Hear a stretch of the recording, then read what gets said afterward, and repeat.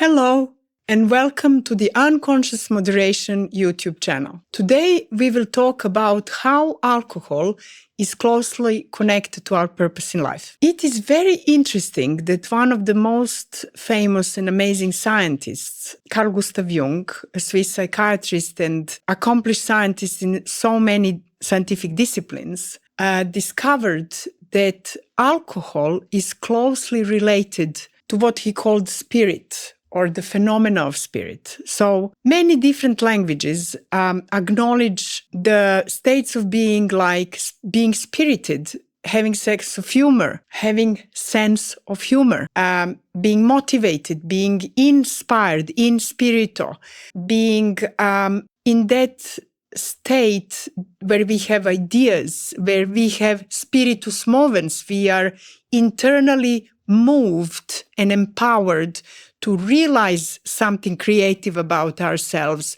something true about ourselves. That spirit that is also closely related to truthfulness and seeking truth in humans, in people, in understanding, in situations, in ideas, and so on and so forth. So he approached to alcohol in the ways people would drink immoderately or even be alcoholics, through the saying spiritus contra spiritum, that it would be spiritus, the alcohol substance, different alcohol substance, as a substitute for living spirit. That those states that we relate to being in contact with our own more powerful, more potential, more inspired ways of being. And fulfillment also comes in relation to that inner state. So our projections on need to drink alcohol would actually mean that our inner self, our inner potential is ready to be engaged. We have something so unique that the whole pent-up energy of psychic forces, life energy, is so pent up with power that it yearns to find a form to be lived, realized, and expressed in everyday conscious dimension.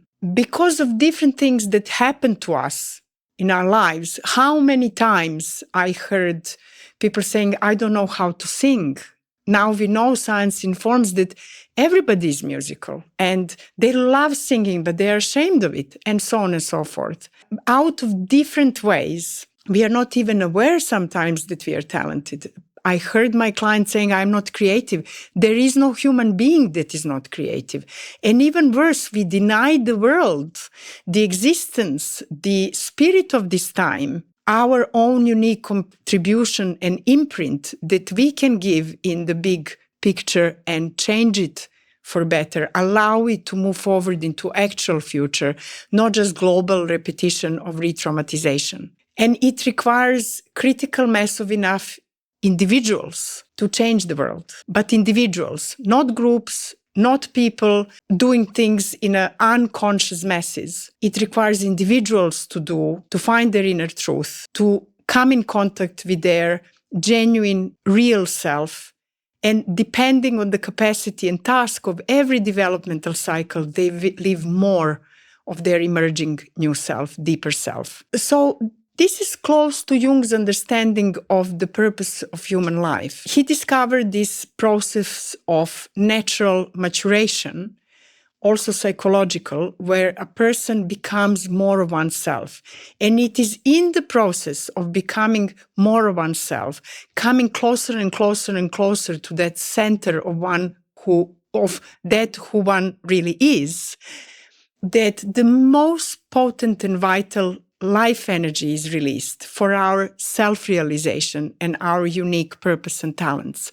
Like the center of the atom, it is there where the atomic bomb potency, energy, and power is released. It's the very center. And also, along this process of becoming oneself, we are remembering, we are integrating the split of parts of our soul, of our psyche, which out of different reasons could not live in the conscious dimension. And the most common projection of that need, of that lubricant, of that spirited substance which will enable us, empower us, give us wind in our wings, be a spiritus moves or inner propeller for that is alcohol. And this is what we actually project to alcohol.